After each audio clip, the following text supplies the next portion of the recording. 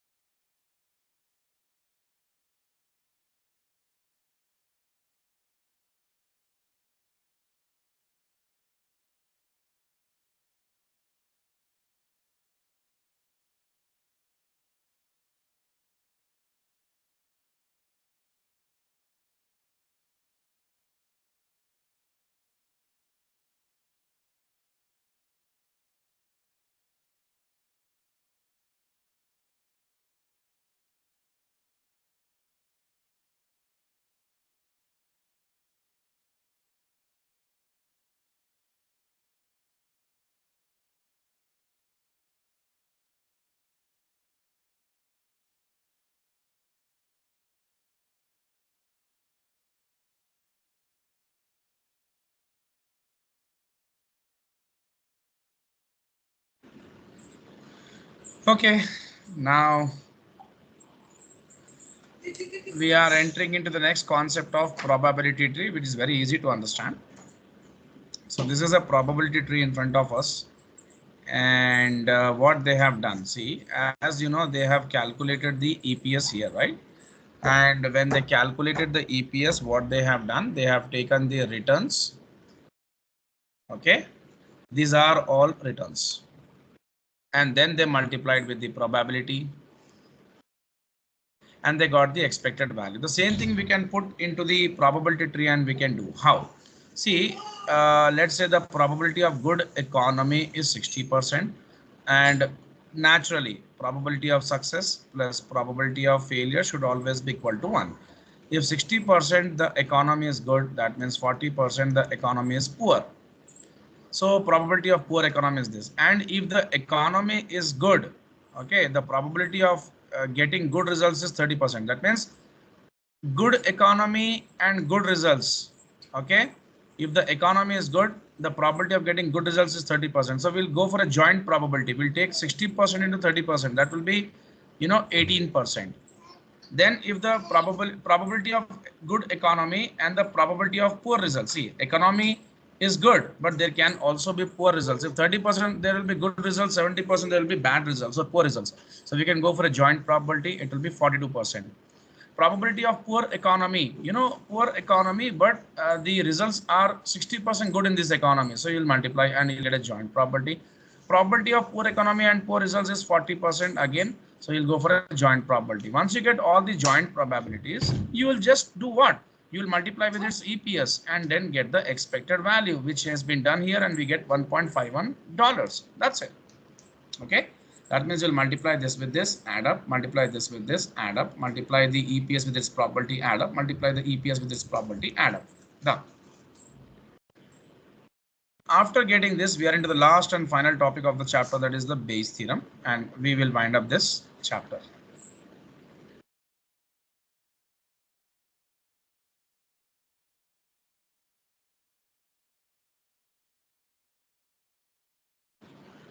So what is Bayes theorem? See, Bayes theorem, if you want to understand very simply, again, Bayes theorem is not something which is, different from probability. The concept of outcome by total outcomes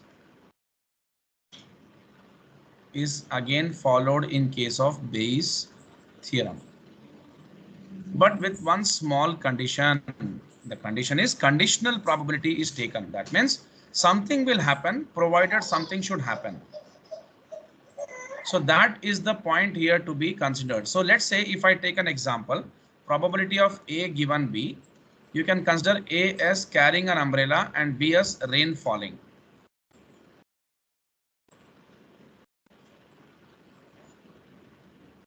So you will carry umbrella only given the rain falls, right? That means the condition to carry umbrella depends upon the rain falling outside. So what will be the formula for this probability of A intersection B? That means the umbrella is carried and the rain is falling. Both should be happening at once, right? Divided by probability of B. That means the rain should fall from the beginning. Okay, then comes probability of B given A.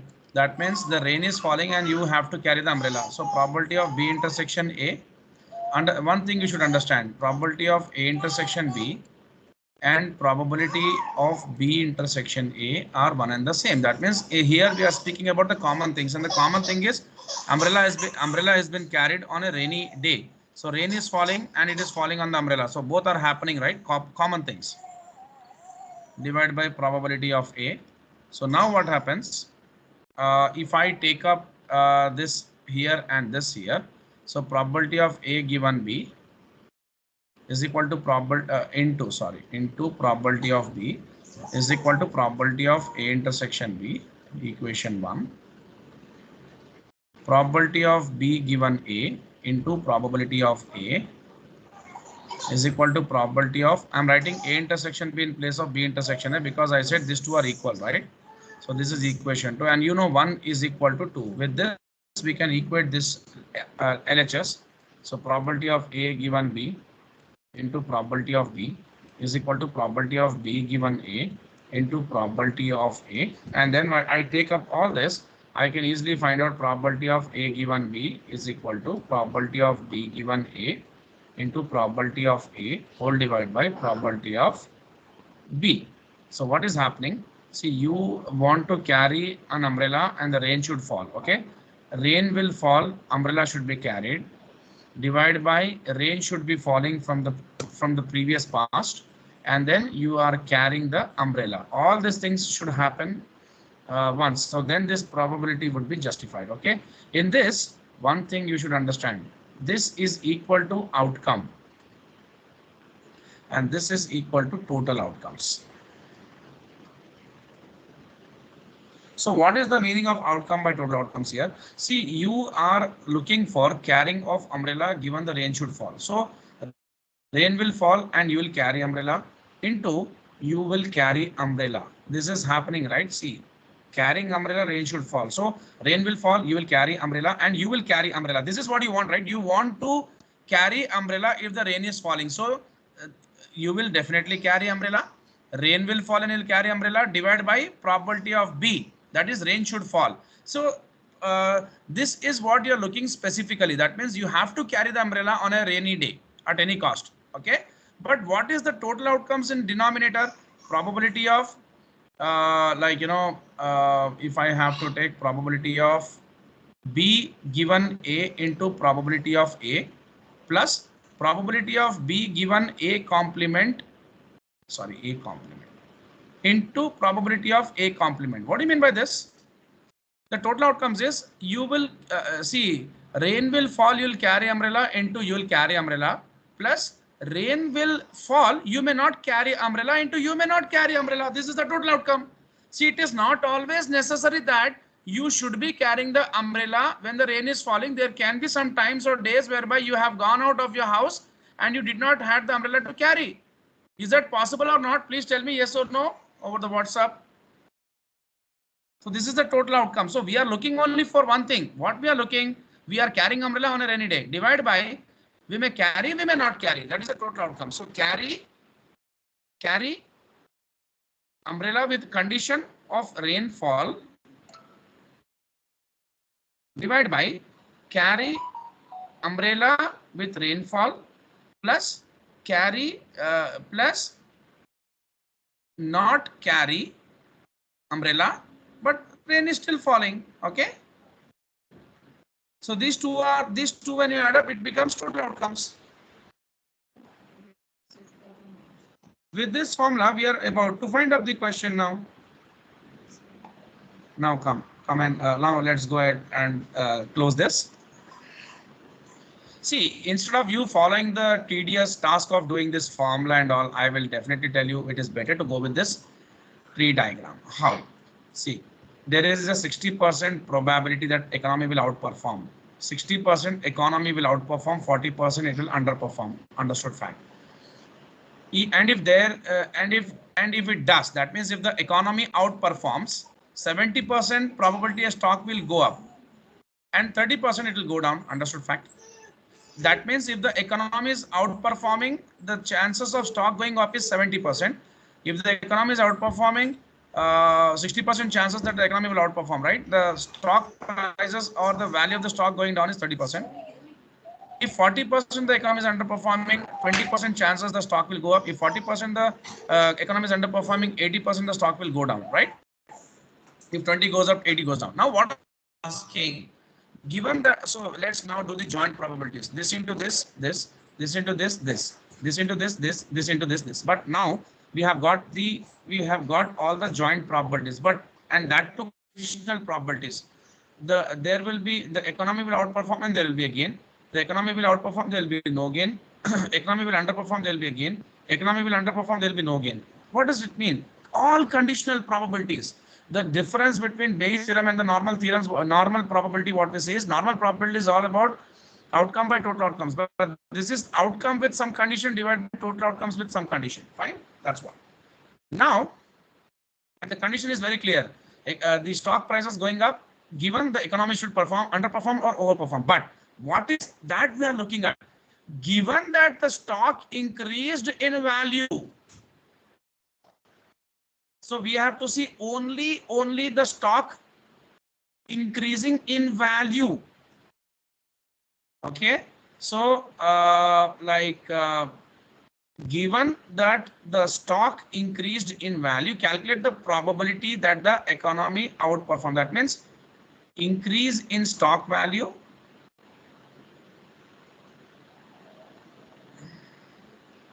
given economy outperformed.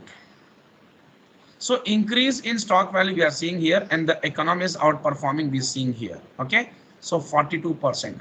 Whole divide by. This is not clear, right? That is increase in stock value given the economy outperform. Economy is outperforming and stock value is going up. Okay, so we can put this here or not? Please tell. We can put this. Yes, yes. Economy is outperforming and the stock value is going up. Economy is outperforming, but stock value is going down. This is what we don't want. But here again, economy is underperforming and the stock value is going up. So this is what is also we don't want in the numerator, and this also we don't want. We want only this in the numerator, but denominator will be combination of total outcomes. So what is the total outcome? 42%, of course, increase in stock value given the economy outperformed, and also increase in the stock value given the economy underperformed. Increase in the stock value given the economy underperformed. So 42% upon 50% will be your answer. Okay. What did we do here? We took what the question is asking. We only want one outcome, that is increase in stock value given the economy outperformed. But you know, when I speak about the total outcomes, I have to consider increase in stock value of the economy outperformed and also increase in the stock value when the economy underperformed. That is this. Okay. So this is the answer, and you can see the probability is 84%. That is the end of the chapter, Akila. We will meet tomorrow with a new topic. Okay, please go to these concepts and follow this very properly. Tomorrow I'll check out what topic to take. Okay, and we'll inform in the morning. Thank you so much.